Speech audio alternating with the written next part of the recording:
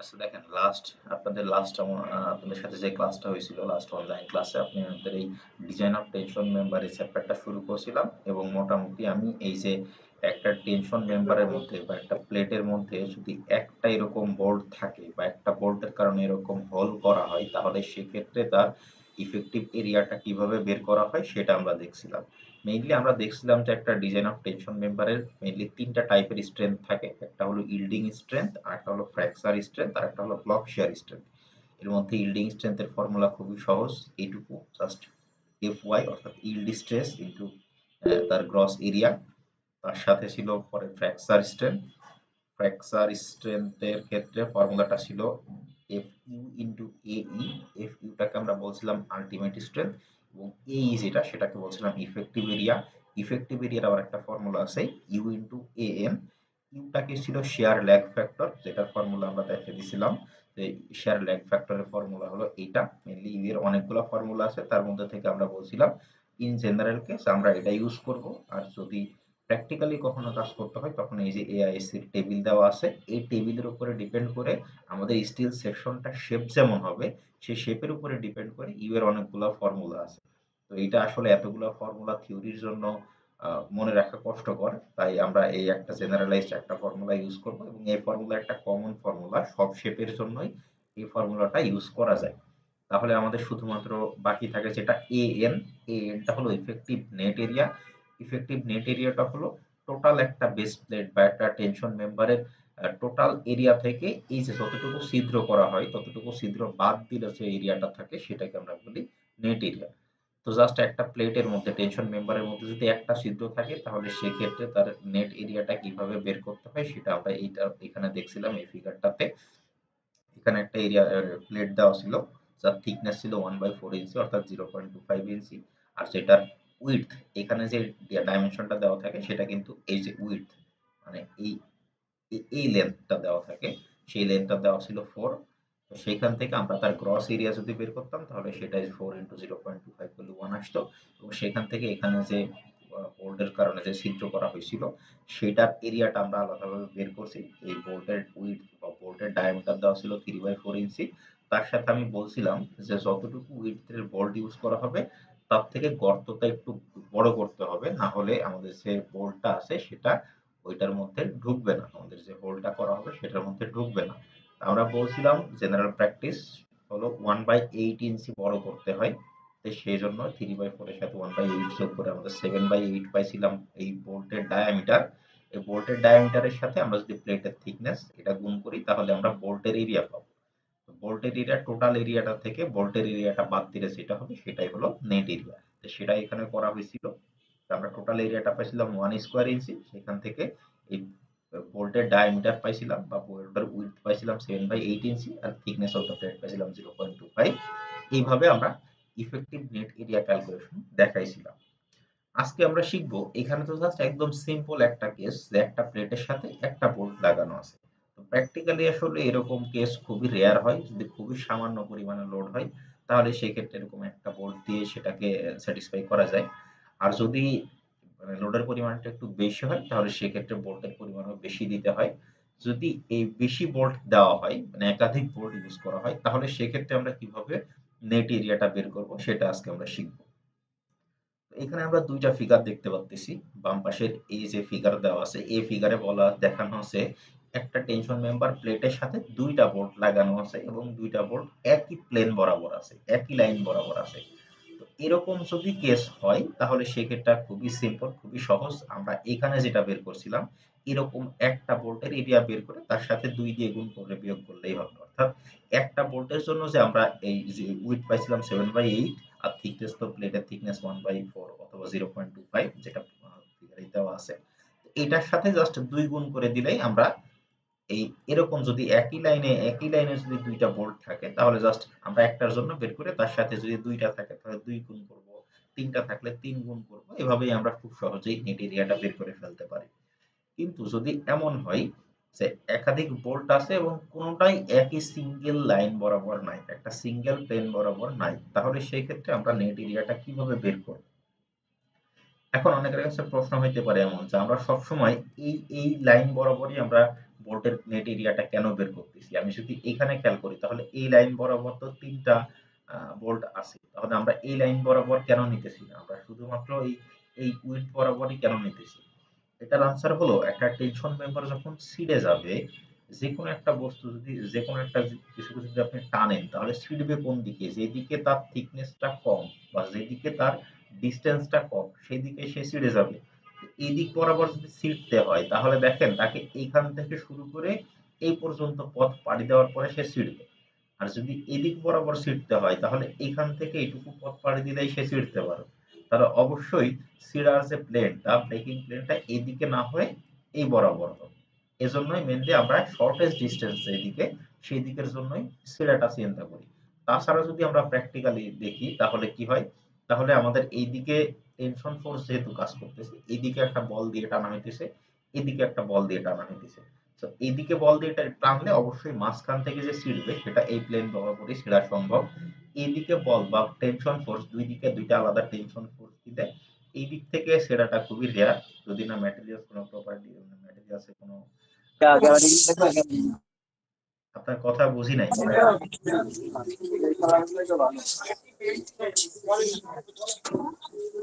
কেউ কিছু বলতেছেন যেটা আমি বুঝতে পারতেছি না।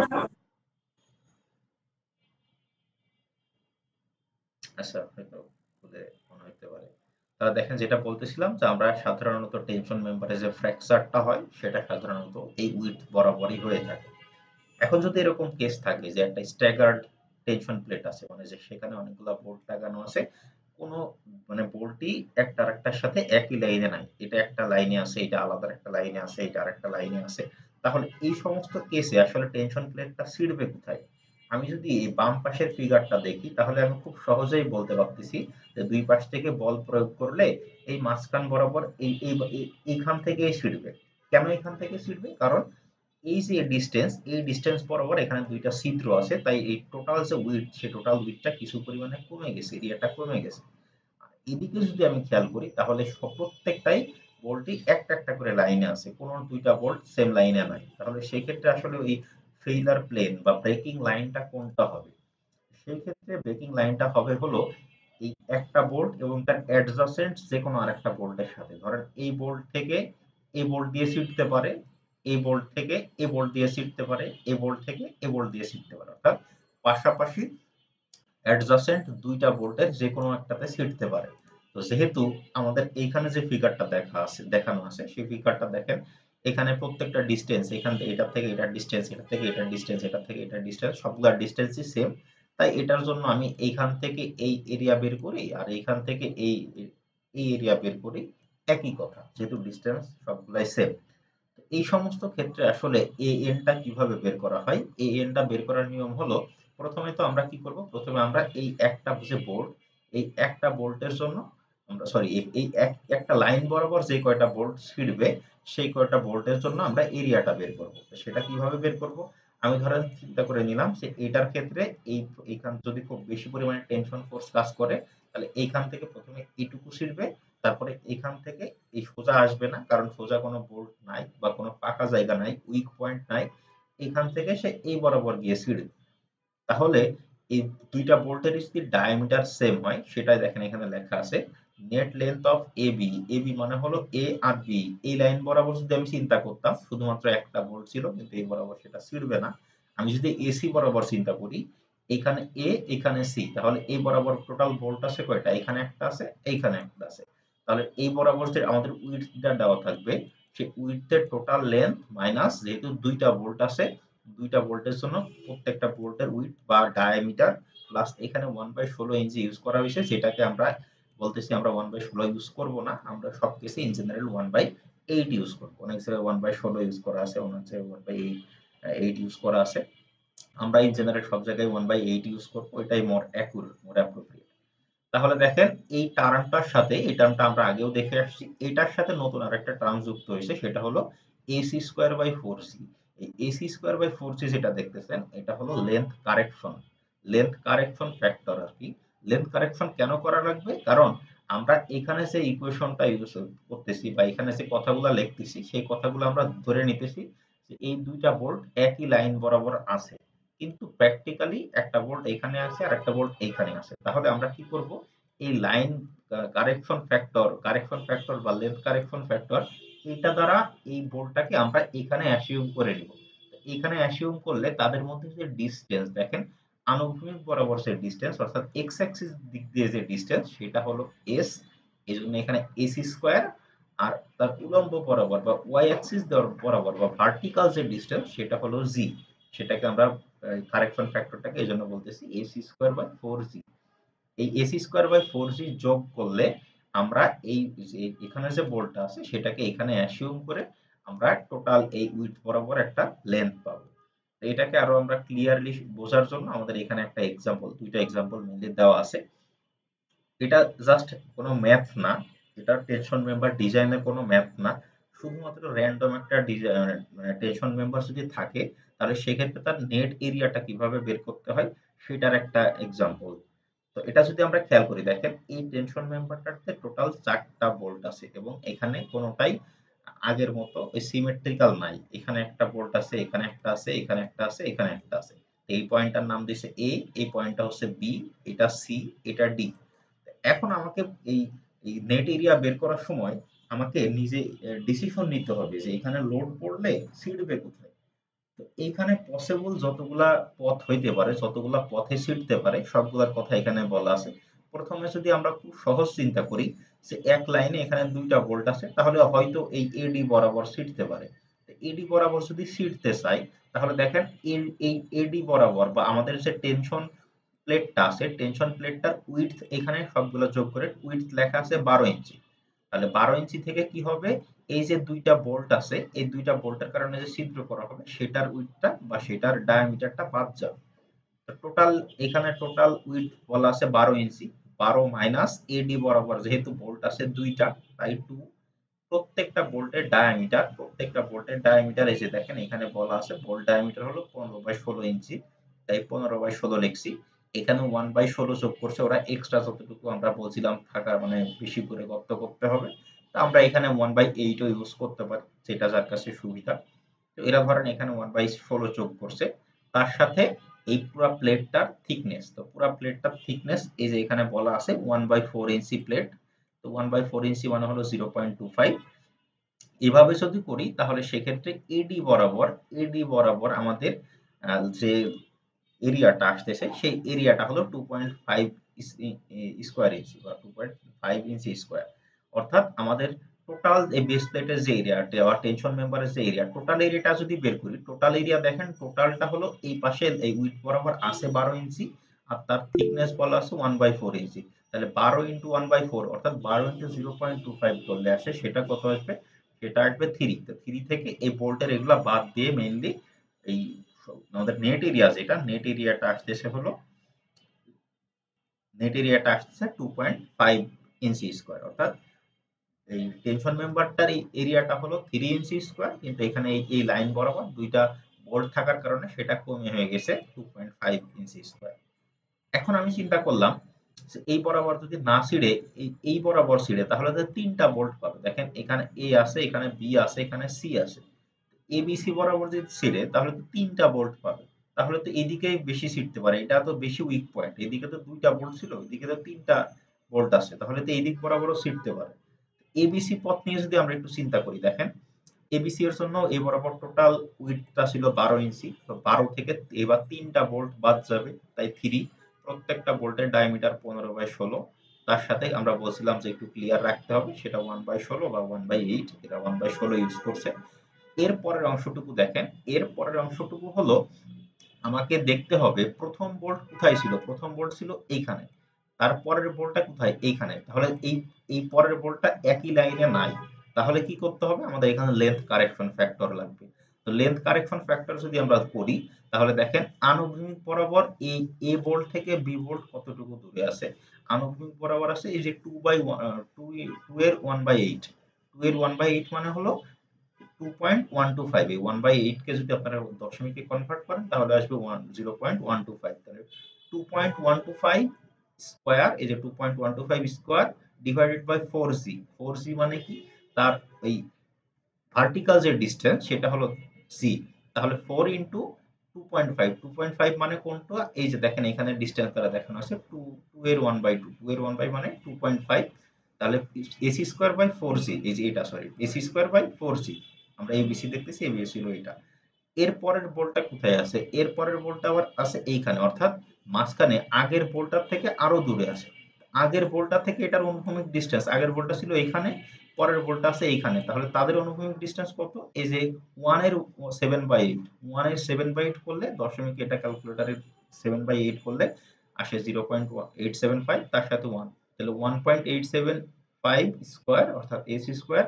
আর ভার্টিক্যাল ডিসটেন্স হলো এই যে দেখেন এই লাইন আর এই বোল্ট আর এই বোল্টের ভার্টিক্যাল ডিসটেন্স এখানে দেখানো আছে 4 ইঞ্চি। তাহলে 4 ইন্টু, যেহেতু ফর্মুলাটা ছিল 4G, 4 ইন্টু 4, আর টোটাল প্লেটটার থিকনেস হলো 0.25। তো এইভাবে ক্যালকুলেশন করলে ABC বরাবর আমাদের এরিয়াটা, নেট এরিয়া আসে 2.42 স্কয়ার ইঞ্চি। এখানে আরেকটা প্রবাবিলিটি দেখানো আছে, যে সেটা হলো এইখান থেকে ধরেন প্রথমে এ থেকে বি তে ছিড়লো, বি থেকে ছিড়ার পরে সি তে না গিয়ে আবার ডি তে এইভাবে ছিড়লো, এইভাবে ছিড়লো। এইভাবে যদি ছিঁড়ে তাহলে আমরা সেম একইভাবে বের করতে পারি। দেখেন এবিসি এবিডি একই রকম। এক্ষেত্রেও যেহেতু তিনটা বোল্ট আছে, 12 থেকে 3 ইন্টু 15/16 ইন্টু 1/16, তার সাথে দেখেন প্রথম বোল্টটা ছিল এইখানে, তো প্রথম বোল্ট থেকে এই বোল্টটা কতটুকু দূরে আছে? এস এর ভ্যালু অর্থাৎ অনুভূমিক বরাবর আছে 2 এর 1/8 মানে 2.125, যেহেতু ফর্মুলাটা হলো এস স্কোয়ার, তাহলে 2.125 স্কোয়ার ডিভাইডেড বাই 4G। 4 আর জি এর ভ্যালু এই লাইন আর এই লাইনের মধ্যে যে ডিসটেন্সটা, অর্থাৎ এই বোল্ট আর এই বোল্টের যে ডিসটেন্স, সেটা হলো 2 এর 1/2 অর্থাৎ 2.5, প্লাস আবার এই যে মাঝখানের এই বোল্ট থেকে এই ডি বোল্টের কথা চিন্তা করেন, এটাও আবার কতটুকু দূরে আছে? অনুভূমিক বরাবর আছে 2 এর 1/8, তাই সেম 2.125 স্কয়ার ডিভাইডেড বাই এই বোল্ট আর এই বোল্টের মধ্যে যে ডিসটেন্স, সেটা হলো 4 ইঞ্চি, তাই 4G। এখন এখানে আপনাদের মাথায় একটা চিন্তা আসতে পারে যে এই এ বোল্ট আর ডি বোল্ট, অর্থাৎ এই যে এ বোল্ট আর ডি বোল্ট, এটা তো এই দুইটা তো একই লাইনে আছে, তাহলে এই টার্মটুকু, এই লাস্টের এইটুকু আসলো কেন? এটা আসার কারণ হলো আমাদের যখন একটা না বোল্ট বা একটা টেনশন মেম্বার ছিঁড়বে, সেটা তো একটা ক্রম বা একটা নির্দিষ্ট পথ অনুযায়ী ছিঁড়বে। ধরেন এইখান থেকে যদি ছিঁড়াটা স্টার্ট করে, এইখান থেকে ছেড়ার পরে সেটা এদিকে ধরেন আসলো, এদিকে আসলে তার আগের পজিশন থেকে তার একটা বিচ্যুতি ঘটছে, তার আগের লাইন থেকে একটা বিচ্যুতি ঘটছে, তাই এই এ থেকে বি তে আসার কারণে আমরা এতটুকু টার্ম ইউজ করছি। আবার বি থেকে ডি তে যাওয়ার জন্য তার, যখন বি তে আসলো তখন তার লাইন হয়ে গেল এটা। এখন বি থেকে যখন আবার ডি তে গেল তখন তার আবার লাইনটা, অর্থাৎ ব্রেকিং লাইন, ফ্র্যাকচার লাইনটা আবার চেঞ্জ হলো, অর্থাৎ আবার এখানে তার একটা ডিসটেন্স সে সরে গেছে, তাই আমাদের পরবর্তী এই টার্মটুকু প্রয়োজন। সো এইভাবে যদি আমরা ক্যালকুলেশন করি এবিডি পথের জন্য, তাহলে এখান থেকে আসে আমাদের নেট এরিয়া, যেটা নেট এরিয়াটা আসে 2.43 স্কয়ার ইঞ্চি।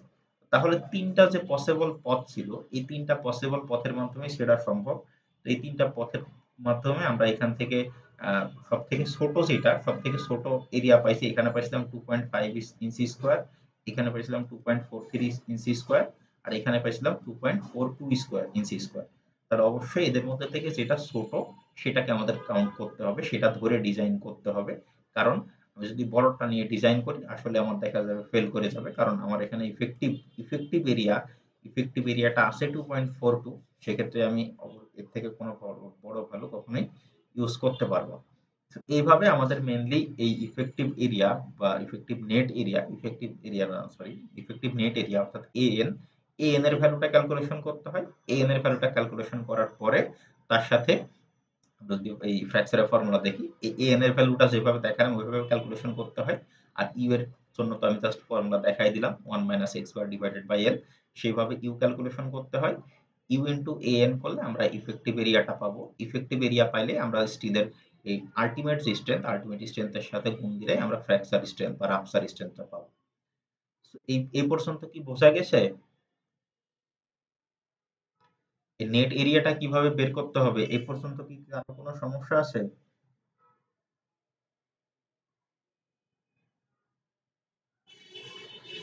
না স্যার। আচ্ছা, না স্যার। এখানে আরো একটা এক্সাম্পল আছে একদম হুবহু সেম, এটা আপনারা বাসায় প্র্যাকটিস করেন, বাসায় দেখেন একই জিনিস, জাস্ট দেখেন এখানে স্যার এগুলো কি হ্যান্ড নোট আছে স্যার, এই ম্যাথগুলোর সলিউশন? Hand note. জি স্যার। হ্যান্ড নোট আছে সম্ভবত, হ্যাঁ হ্যান্ড নোট তো করেছিল আমাদের এই সিরিজ বেসের করানো হয়েছিল, হ্যাঁ আছে সম্ভবত। কিন্তু এই আমি বলি, এইখানে যে প্রবলেম দেখতেছেন এটা কিন্তু কোনো ম্যাথ না, এটা আমি জাস্ট কিভাবে নেট এরিয়াটা ক্যালকুলেশন করতে হয় ব্রড স্কেলে সেটা দেখাই দিতেছি। ম্যাথ হলো এই যে এইগুলা ম্যাথ স্যার খুবই এটা তো সহজ। Sir just formula sir. ফর্মুলাও না, মেনলি এখানে তো জাস্ট কিভাবে ক্যালকুলেশন করবেন। ধরেন একটা টেনশন মেম্বারের মধ্যে অনেকগুলো এরকম বোল্ট ছড়ানো ছিটানো আছে, তো সেক্ষেত্রে সব থেকে ক্রিটিক্যাল এরিয়াটা কিভাবে ক্যালকুলেশন করবেন সেটা দেখানো এখানে, বুঝতে পারছেন? এইগুলো সরাসরি কোনো ম্যাথ না। ম্যাথ হলো যে নিচে আছে, ম্যাথ করবো আমরা একটা এক্সাম্পল আজকে করবো, এইগুলো হলো ম্যাথ, এইগুলা হলো ম্যাথ, এইটারই জাস্ট একটা অংশ। যদিও এখানে এইখানে আমরা একদম ব্রড স্কেলে ওর্স্ট কেসে কেমন হোল থাকতে পারে বা কেমন বোল্ট থাকতে পারে সেটার জন্য ক্যালকুলেশন শিখে রাখতেছি। তাছাড়া ম্যাথ সলভ করার সময় বা প্র্যাকটিক্যাল প্রবলেম সলভ করার সময় এত দেখা যায় এরকম বোল্ট কোথায় ইউজ করা হয় না, সব জায়গায় আমরা সিম্পল বোল্ট ইউজ করি। কারণ যদি আমরা 4টা বোল্ট ইউজ করি কোনো বোল্ট ইসের মধ্যে, তাহলে এই যে এরকম জাস্ট 2টা লাইন বরাবর 2টা করে 4টা বোল্ট ইউজ করা হয়। তাহলে সেই ক্ষেত্রে তো খুবই সিম্পল, এই যে জাস্ট একটা এরিয়া বের করে 2 দিয়ে গুণ করলেই হয়ে যায়। আমি দেখায় রাখতেছি যদি কোনো জায়গায় এরকম পান। এখানে যে বোল্টটা ইউজ করা হয়েছে এটা হলো অ্যাসিমেট্রিক্যাল। অ্যাসিমেট্রিক্যাল মানে এখান থেকে যদি আমি টানি, এপাশে 2টা বোল্ট আছে, এটা এপাশে একটা বোল্ট আছে। এগুলা সাধারণত ইউজ করা হয় না। এগুলা ইউজ করা হয় ওয়ার্স্ট কেসে যখন এক পাশে এই টেনশন লোডটা কম আর এক পাশে টেনশন লোডটা অনেক বেশি। তো এগুলা আসলে যদি প্র্যাকটিক্যালি এগুলা কখনো ইউজ করা হয় না। যদি এক পাশে টেনশন লোড কমও থাকে তাও এখানে সিমেট্রিক্যাল বোল্ট ইউজ করা। তো সেগুলো বড় মানে মেইন কথা না। এগুলা জাস্ট মানে কিভাবে এই একটা মানে ফ্র্যাকচার লাইন বা ব্রেক লাইন থেকে কিভাবে নেট এরিয়াটা বের করতে হয় সেটা এখানে দেখানো আছে। এটা খুবই সিম্পল। যদি কারোর মানে কোনো একটা পয়েন্ট মিস হয়ে যায় আমি রেকর্ডিং দিয়ে দিব, আরো একবার দেখে নিন, আশা করি দেখলেই বুঝতে পারবেন। এখানে আসলে খুব জটিল কোনো কিছু নাই। তো আমরা এখান থেকে মেইনলি একটা প্রবলেম দেখি যে আসলে টেনশন মেম্বারের ডিজাইন অফ টেনশন মেম্বারের প্রবলেম কি টাইপের হয় বা কেমন প্রবলেম সলভ করতে হবে। এতক্ষণ আমরা যে এক্সাম্পল দেখতেছিলাম ওটা আসলে কোনো ম্যাথ না, ওটা জাস্ট কিভাবে নেট এরিয়া ক্যালকুলেশন করতে হয় সেটা। So, এখানে আমাদের প্রথমে একটা এক্সাম্পল দেওয়া আছে। এখানে যে এক্সাম্পল দেওয়া আছে সবগুলাই হলো এআইসি ম্যানুয়াল থেকে এক্সাম্পল গুলো দেওয়া। So, প্রথমেই বলা আছে select an ASTM D992W shape with 8 inch nominal depth to carry a dead load of 30 kips and live load of 90 kips। অর্থাৎ আমাদের এখানে একটা টেনশন মেম্বার সিলেক্ট করতে হবে, অর্থাৎ টেনশন মেম্বার ডিজাইন করতে হবে যেটা ডেড লোড ক্যারি করতে পারবে 30 কিপ এবং লাইভ লোড ক্যারি করতে হবে 90 কিপ। এখানে আমাদের আরো স্পেসিফিক ভাবে বলে দিছে যে আমরা যে টেনশন মেম্বারটা ডিজাইন করব সেই টেনশন মেম্বারটা হইতে হবে একটা ডাব্লিউ শেপ এবং তার ডেপথ হইতে হবে 8 ইঞ্চি। অর্থাৎ 8 ইঞ্চি শেপ ডেপথের একটা ডাব্লিউ শেপের টেনশন মেম্বার আমরা এখানে ইউজ করব। ডাব্লিউ শেপ মানে হলো এরকম আই শেপ। এরপরে বলতেছে the member is 25 feet long, তার মানে হলো এই মেম্বারটা 25 ফিট লম্বা হবে। Verify the member strength. এখানে বোথ এলআরএফটি অ্যান্ড এএসডি দুইটা মেথডের কথাই বলা আছে। তো আমরা জেনারেলি এখন প্র্যাকটিস করা হয় হলো এলআরএফটি মেথড বা ইউএসডি মেথড, আপনারা যেটা বলে আসেন। তো এএসডি মেথডটাকে আমি আসলে অফ রাখতে চাই। একই প্রসেস, জাস্ট লোড ফ্যাক্টরটা গুণ করার ক্ষেত্রে দুটো আলাদা, তাছাড়া প্রসেস একই। জাস্ট দেখাই দিব, তারপরে আমরা প্রবলেম সলভ করবো সবগুলাই এলআরএফটি মেথডে। তারপরে বলছে verify the member strength by both LRFD and ASD method with the bolted in connection as shown in figure D 0.1:1। তার মানে হলো এখানে যে ফিগারে যে বোল্টেড কানেকশন দেখানো হয়েছে এটার মেইনলি এই যে যে জায়গাগুলোতে কালো করা আছে সেখানে বোল্ট আছে এরকম বোঝাইতেছে। এই মেম্বারটা এই পরিমাণ লোড নিতে পারবে কিনা, ক্যারি করতে পারবে কিনা সেটা আমাদেরকে যাচাই করে দেখতে হবে। তো মেইনলি এখানে আমি প্রথমে বলে নিছি যে টেনশন মেম্বার ডিজাইনের ক্ষেত্রে মেইনলি আমরা দুইটা স্ট্রেংথ চেক দিব। একটা হলো ইল্ডিং স্ট্রেংথ আর একটা হলো রাপচার স্ট্রেংথ। এই দুইটা স্ট্রেংথ চেক দিয়ে দেখবো যে আমাদের ওকে আছে কিনা। তো আমরা প্রথমত আসি যে আমাদের টেনশন মেম্বারটার উপরে কি পরিমাণ লোড পড়তেছে। তার টেনশন মেম্বারের উপরে আমাদের প্রথম লোড পড়তেছে হলো ডেড লোড বল আছে 30 কিপস আর লাইভ লোড বল আছে 90 কিপস। তাহলে যদি এলআরএফটি মেথডে যাই বা ইউএসডি মেথডে যাই আপনারা যেটা বলেন সেটা হলো ডেড লোডের সাথে ফ্যাক্টরটা গুণ করতে হবে 1.2 আর লাইভ লোডের সাথে ফ্যাক্টর গুণ করতে হয় 1.6। তাহলে 1.2 into dead load plus 1.6 into live load, এভাবে ক্যালকুলেশন করলে আমাদের আলটিমেট অর্থাৎ টোটাল লোড আসে 180 কিপস। তার মানে আমাদের এই যে টেনশন মেম্বারটা, এই টেনশন মেম্বারটার উপরে 180 কিপের লোড আসতেছে। এখন যেহেতু আমাদের টেনশন মেম্বারটা ডিজাইন করতে দিছে, ডিজাইন করতে হলে কি আমাদের কোনো টেনশন ডাইরেক্ট এখানে কোনো ডাব্লিউ সেকশনের কথা কিন্তু বলা নাই, আমাদের ডিজাইন করতে দিছে। তো ডিজাইন করতে দিলে আমাদের একটা ডাব্লিউ সেকশন ধরে নিতে হয়। তো আমরা সেটা ধরবো কোথা থেকে? আমরা ধরবো এই যে এআইসি টেবিল থেকে। এবং এখানে আমাদের স্পেসিফিক ভাবে বলে দিছে আমরা এমন সেকশন ইউজ করব যেটার 8 ইঞ্চি ডেপথ। দেখেন এখানে আমি যদি প্রবলেমটা দেখাই, এখানে বলা আছে select an ASTM shape with 8 inch nominal depth. 8 inch nominal depth মানে হলো W8 এর যে কোনো একটা সেকশন আমাদের ধরে নিতে হবে। W8 এর যে কোনো সেকশন এই যে এখানে দেখেন আছে, এইখান থেকে শুরু স্যার করে এখানে যদি না বলে দিত স্যার, তাহলে আমরা কি করতাম? যে কোনো একটা সেকশন নিতাম স্যার। তাহলে ডাব্লিউ। হ্যাঁ, তাহলে সেক্ষেত্রে যদি বলতো যে সিলেক্ট এ ডাব্লিউ শেপ, শুধু ডাব্লিউ শেপের কথা বললে আমরা যে কোনো একটা সেকশন নিতাম। এবং সেই ক্ষেত্রে আমরা কত ভারী সেকশন নিব নাকি হালকা সেকশন নিব, সেটা মেইনলি ডিপেন্ড করে এই লোডের উপরে। লোড যদি বেশি হয় তাহলে সেক্ষেত্রে আমরা একটু বড় সেকশন নেই, আর লোড যদি মানে কম হয় সেক্ষেত্রে আমরা ছোট সেকশন নেই।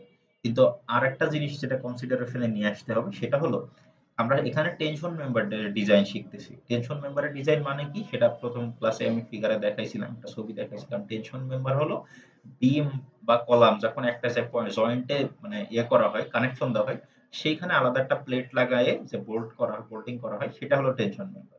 তো টেনশন মেম্বারের জন্য আসলে আমাদের বিম বা কলামের মধ্যে কোনো মতো অত বড় বড় সেকশন দরকার হয় না। টেনশন মেম্বারের জন্য কখনোই ডাব্লিউ 12 সেকশনের উপরে কোনো সেকশন ইউজ করা হয় না। 12 খুব rare case, mainly W8, W10 এটাই ইউজ করা হয়, এর বেশি কোনো সেকশন ইউজ করা হয় না। এখানে আমাদের যেটা বলা আছে সেটা হলো W8 এর একটা সেকশন ইউজ করতে হবে। তো W8 এর সেকশন মানে এখান থেকে শুরু করে আমরা এই পর্যন্ত একটা সেকশন ইউজ করতে পারি। তো আমাদের এই সলিউশনের ক্ষেত্রে এরা W8 × 21 সম্ভবত ধরে নিছে। এখানে বলছে যে লেটস ট্রাই, যে W8 × 21 এর একটা সেকশনের অ্যাসিউম করে নিছে। আপনি চাইলে এর বাইরেও যে কোনো একটা সেকশন ধরে নিতে পারেন। মেইনলি আমাদের এখান থেকে লোড যেটা আসছে, লোড আসছে 180 কিপ। এই 180 কিপ লোড এখন আমাকে এই দুইটা স্ট্রেংথ, ইল্ড স্ট্রেংথ এবং রাপচার স্ট্রেংথ বা ফ্র্যাকচার স্ট্রেংথ, এই দুইটা স্ট্রেংথ বের করে দেখতে হবে আমাদের এই যে W8 × 21 সেকশনটা আমরা নিলাম, এই W8 × 21 এর স্ট্রেংথ 180 থেকে বেশি আসে কিনা। যদি এটার স্ট্রেংথ 180 থেকে বেশি আসে তার মানে আমাদের এটা ওকে আছে। আর যদি স্ট্রেংথ 180 থেকে কম আসে তার মানে এটা নট ওকে। সেক্ষেত্রে আমাদের আরেকটু বড় সেকশন ধরে নিতে হবে। সো প্রথমেই আমরা এখানে জাস্ট যেটা লেখা আছে সেটা হলো এই W8 × 21 সেকশনের জন্য তার যে প্রপার্টিজ, যেমন তার 8 × 21 এর জন্য এজি এর ভ্যালু যদি আমরা বের করি, 8 × 21 এর জন্য এজি এর ভ্যালু এই যে 6.16। দেখেন মানে এক কথায় এর যে প্রপার্টিজ গুলো প্রয়োজন সেই প্রপার্টিজ গুলো এখানে লিখে নিছি। এগুলো আপনি প্রথমে এভাবে না লিখলেও হবে না, না লিখলেও হবে। আপনি শুধুমাত্র যখন যেটা প্রয়োজন হবে সেটা ডাইরেক্ট এই টেবিল থেকে দেখে দেখে বসাই দিতে পারেন। আর আরেকটা কথা যেটা, এটা আমাদের প্রথম লাইনে বলা আছে যে এখানে যে স্টিলটা ইউজ করা হয়েছে সেটা হলো ASTM A992 still. ASTM A992 স্টিলের ক্ষেত্রে ইল্ড স্ট্রেংথ অর্থাৎ FY এর ভ্যালুটা 50 KSI, আর আলটিমেট স্ট্রেংথ যেটা সেটা হলো 65 KSI। এখন এই ভ্যালুগুলা কখনো পরীক্ষায় দেওয়া থাকতেও পারে, নাও দেওয়া থাকতে পারে, তাই সে মানে এখানে সেফ হলো এগুলো মুখস্থ করা। আমি দুইটা টাইপের স্টিল লিখে দিছিলাম, দুইটা টাইপের স্টিল মুখস্থ করতে হবে। যেমন এই প্রবলেমটার ক্ষেত্রে এটা ডাইরেক্ট লেখা নাই, শুধু লেখা আছে A992 স্টিল। তো আমি প্রবলেম সলিউশনে আসি। সলিউশন খুবই ইজি। প্রথম কাজ হলো ইল্ডিং স্ট্রেংথ বের করা, টেনসাইল ইল্ডিং স্ট্রেংথ বের করা। তো টেনসাইল ইল্ডিং স্ট্রেংথের ফর্মুলাটা কি? টেনসাইল ইল্ডিং স্ট্রেংথের ফর্মুলাটা হলো FY × AG। এখানে এরা একটা লাইন চুরি করা আছে, চুরি করা বলতে একটা লাইন কম করছে আর কি। আমি হ্যান্ড সলিউশন আছে, আমি এখান থেকে হ্যান্ড সলিউশন থেকে দেখাই।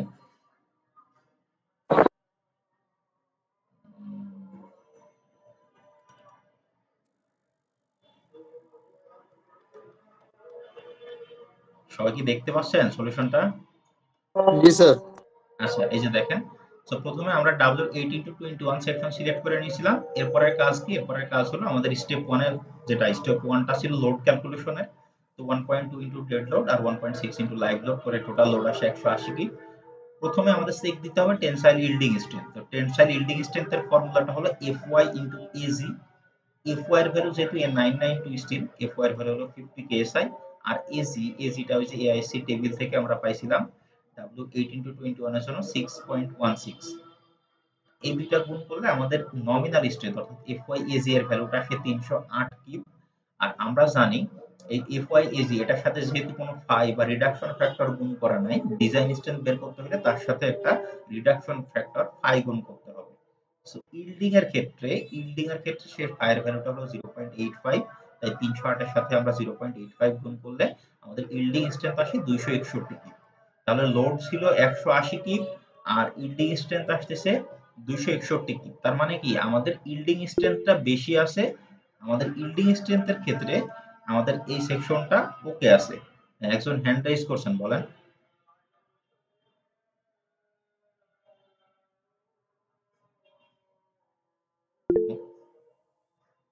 মোহাম্মদ ইমতিয়াজ হোসেন হ্যান্ড রাইজ করছেন, বলেন। আমি মনে হয় ভুলে হ্যান্ডরাইটিং করছি। আচ্ছা, তাহলে দেখেন ইল্ডিং স্ট্রেংথের ক্ষেত্রে আমাদের সেকশনটা ওকে আছে, টোটাল লোডের থেকে আমাদের ইল্ডিং স্ট্রেংথটা বেশি আছে। এখন আমাদের রাফসার স্ট্রেংথ বের করতে হবে। তো রাফসার স্ট্রেংথের ফর্মুলা কি? Is F U into a. এই লেখাগুলো দেখে কনফিউজ হওয়ার কোনো কারণ নাই। এখানে টি এন আর মানে হলো এন দ্বারা বোঝাইছে নমিনাল, টি মানে হলো টেনসাইল, আর মানে হলো রাফসার, অর্থাৎ নমিনাল টেনসাইল রাফসার স্ট্রেংথ। এজন্য টি এন আর হিসেবে লেখা আছে। আপনারা চাইলে টি আর বা যে কোনো ভাবে লিখতে পারেন, কোনো অসুবিধা নাই, শুধু টি লিখলেও হবে। তো ফর্মুলাটা কি? ফর্মুলাটা হলো Fu ইনটু এই, যেহেতু A99 স্টিল, A99 স্টিলের ক্ষেত্রে আলটিমেট স্ট্রেংথটা হলো 65 psi। আর AE যেটা, AE এর ফর্মুলাটা কি? AE এর ফর্মুলা হলো U ইনটু AN। এখন আমাদের ক্যালকুলেশন করতে হবে U ইনটু AN, এই ভ্যালুটা আমাদের ক্যালকুলেশন করতে হবে।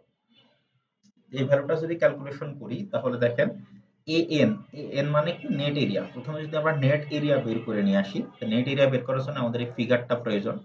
ফিগারে গেলাম, ফিগারে যদি যাই তাহলে দেখেন আমাদের একটা লাইন বরাবর, সরি,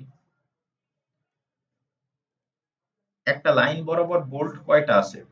এখানে দেখেন এই, 4টা। হ্যাঁ 4টা বোল্ট আছে।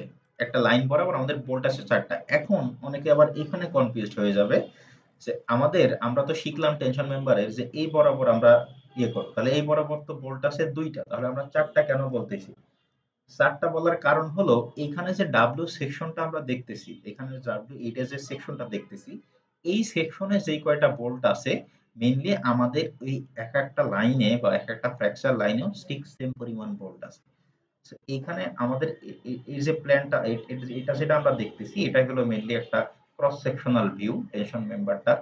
এই টেনশন মেম্বার এই ক্রস সেকশনাল ভিউতে আমরা 4টা বোল্ট দেখতে পাচ্ছি। তার মানে এখানে আমাদের 4টা বোল্ট হিসাব করতে হবে। তা আমরা যদি প্রথমে দেখি যে প্রথমে আমাদের এই যে ডাব্লিউ সেকশনটা যেটা দেওয়া ছিল, ডাব্লিউ সেকশনটার গ্রস এরিয়া বা এজি এর ভ্যালুটা হলো এআইসি টেবিল থেকে আমি পাইছি 6.16। তার সাথে যেহেতু আমাদের একটা ফ্র্যাকচার লাইনে 4টা বোল্ট ছিল, তাই আমি 4 ইনটু প্রত্যেকটা বোল্টের ডায়ামিটার কত ছিল? প্রত্যেকটা বোল্টের ডায়ামিটার এখানে বলে এসেছে 3/4 ইঞ্চি। তাহলে 3/4 ইঞ্চি প্লাস আমরা কি বলছিলাম? 1/8। 1/8 কেন রাখছিলাম? 1/8 রাখছিলাম হলো যাতে এই আমরা যে হোলটা করব সেটা বোল্টের থেকে একটু বড় হয়, যাতে বোল্টটা ভিতরে ঢুকতে পারে। এজন্য এই ক্লিয়ার স্পেসটাকে আমরা 1/8 বলছিলাম। তার সাথে আমরা কি গুণ করছি? Thickness of flange. Thickness of flange কেন গুণ করছি? কারণ এখানে আমাদের যে বোল্টগুলো লাগানো আছে, আমরা জানি একটা আই সেকশনের এটা হলো ওয়েব আর এটা হলো ফ্লেঞ্জ। এই বোল্টগুলো সবগুলাই ফ্লেঞ্জের সাথে লাগানো আছে, তাই এখানে আমরা ফ্লেঞ্জের থিকনেসটা ইউজ করছি। তাহলে দেখেন একটু পার্থক্যটা কোথায়? এখানে আমরা যে সমস্ত টেনশন মেম্বারের কথা দেখে আসলাম এগুলো জাস্ট একটা নর্মাল প্লেট, এখানে কোনো ডাব্লিউ সেকশন ছিল না। সেই সমস্ত ক্ষেত্রে ডাইরেক্ট এর মধ্যে তার থিকনেসটা বলা ছিল। আর এখানে আমরা যে প্রবলেমটা করতেছি এটা হলো একটা ডাব্লিউ সেকশন। তো ডাব্লিউ সেকশনের ক্ষেত্রে যেহেতু এই বোল্টটা ফ্লেঞ্জের সাথে লাগানো আছে, তাই আমাকে এআইসি টেবিল থেকে ফ্লেঞ্জের থিকনেসটা কালেক্ট করতে হবে। সো ফ্লেঞ্জের থিকনেসটা কিভাবে কালেক্ট করব? এই যে দেখেন এখানে ফ্লেঞ্জের জন্য দুইটা ভ্যালু দেওয়া আছে, একটা হলো ফ্লেঞ্জের উইডথ আর একটা হলো থিকনেস। থিকনেসটা আমাদের প্রয়োজন, তবে W8 ইন্টু 21 এর কাছে গেলে আমি থিকনেসটা পাইতেছি 0.4। এখন যদি এই ফিগারে এই ধরেন এই বোল্টটা ওয়েবের সাথে লাগানো থাকতো তাহলে আমরা কি করতাম? তাহলে এই যে দেখেন পাশে ওয়েব লেখা আছে, সেক্ষেত্রে ওয়েবের যে থিকনেস, এই ওয়েবের থিকনেসটাকে আমরা নিয়ে নিতাম। যেহেতু ফ্লেঞ্জের সাথে লাগানো আছে তাই ফ্লেঞ্জের থিকনেস নিতেছি। তাহলে ওই W8 ইন্টু 21 সেকশনের গ্রস এরিয়া ছিল 6.16 মাইনাস 4টা বোল্ট আছে তাই 4, প্রত্যেকটা বোল্টের ডায়ামিটার 3/4, ক্লিয়ার স্পেস 1/8 আর থিকনেস অফ লেন্স 0.4। এইখান থেকে এই গ্রস এরিয়া থেকে টোটালটা বাদ দিলে নেট এরিয়াটা আসে 4.76। তাহলে এ এন পাইছি, এখন প্রয়োজন ইউ। ইউ এর ফর্মুলাটা হলো 1 minus x bar divided by L. X বারের ভ্যালুটা আমাদের প্রশ্নে কোথাও বলা নাই। এক্স বারের ভ্যালুটা আমাদের নিতে হবে এআইসি টেবিল থেকে। এআইসি টেবিল থেকে মেনলি এখানে কি কি ভ্যালু দেওয়া আছে, এখানে এ এর ভ্যালু দেওয়া আছে, ডি ভ্যালু দেওয়া আছে, ওয়েভ থিকনেস ডিসটেন্স দেওয়া আছে, এক্স অ্যাক্সিসে দেওয়া আছে। আচ্ছা, এই ক্ষেত্রে এই ফিগার মানে এই টেবিলটাতে এই এক্স বারের ভ্যালুটা দেওয়া নাই। এক্স বারের ভ্যালুটার জন্য আরো একটা টেবিল প্রয়োজন। তো আমাদের এই সমস্যা নাই, টেনশন মেম্বারের ক্ষেত্রে এই এক্স বারের ভ্যালুটা এটা প্রশ্নেই আমি দিয়ে দিই। যদি এই টেনশন মেম্বারের চ্যাপ্টারের মধ্যে যদি এক্স বারের ভ্যালু প্রয়োজন হয় সেটা আমি প্রশ্নেই দিয়ে দিব। এটার জন্য আলাদা টেবিল আর দিব না। আলাদা টেবিল যেগুলো আছে সেগুলো মেইনলি বিম চ্যাপ্টারে ইউজ করা হয়, ওই চ্যাপ্টারে আমরা শিখবো। সেইখান থেকে যদি এক্স বার প্রয়োজন হয় এক্স বার আমরা ভ্যালুটা দিয়ে দিব। মেইনলি এটা এই এআইসি টেবিল থেকেই পাওয়া যায়। এই ক্ষেত্রে আমরা আর কি দিয়ে দিব।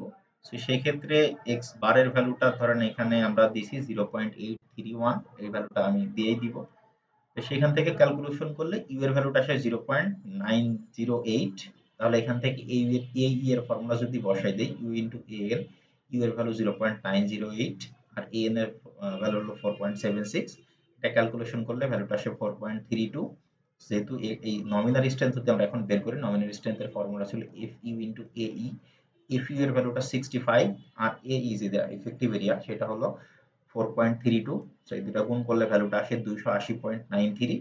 এখন এর সাথে আবার আরেকটা, যেহেতু এখানে কোনো ফ্যাক্টর রিডাকশন ফ্যাক্টর ফাই গুণ করা নাই, এটা হলো নমিনাল স্ট্রেংথ, এখান থেকে ডিজাইন স্ট্রেংথে নিতে হলে আমাকে একটা ফ্যাক্টর গুণ করতে হবে, অর্থাৎ ফাই গুণ করতে হবে। তো মাথায় রাখবেন ইল্ডিং এর ক্ষেত্রে আমরা ফাইয়ের ভ্যালুটা ইউজ করছিলাম 0.85, কিন্তু রাপচারের ক্ষেত্রে ফাইয়ের ভ্যালুটা ইউজ করতে হবে 0.75। রাপচারের ক্ষেত্রে এটা একটু বেশি ক্রিটিক্যাল, তাই আমরা একটু রিডাকশন ফ্যাক্টরটা আরো একটু বেশি রিডাক্ট করে নিই। 0.75 ইনটু 280 গুণ করলে ভ্যালুটা আসে 210।